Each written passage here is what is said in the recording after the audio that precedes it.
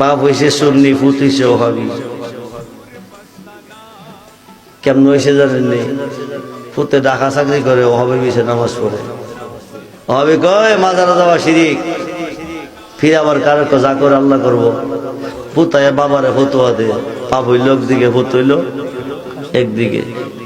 আবার পুত্রারা বিয়া করাইছে, ধনী বাড়ার বাদ বাড়াইলো ওহাবি, সম্পদ বেশি করে দেখিয়া বিয়া করাইছে। ওহাবি বিদায় না গরু ঢুকাইছে। তার শ্বশুর হবি, তার সম্বন্ধে হবি, তার সব খোদামন গোষ্ঠী হবি। ওহাবির পিছে গেলে কি বেটা শুনে থাকবো? বেটা ওহাবি হয়ে গেছে। এভাবে মেয়েটার আদর করে হইল্লা বড় করে এটা ওহাবির পুত্রের কাছে বিয়া দিচ্ছেন।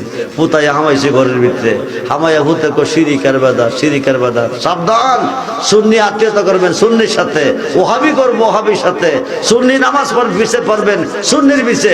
বেশিরভাগ ফেস লাগাইছে একমাত্র কিছু দল মুনাফিক ইমাম, সুন্নি দাবি কইরা ভুগতেছে, আসলে ওহাবি। চিন্তা করে দেখছে এলাকাটা সুন্নি, ওহাবি কইলে পরিচয় ইমাম হিসেবে রাখতো না। ওহাবির পিছে নামাজ পড়া হারাম,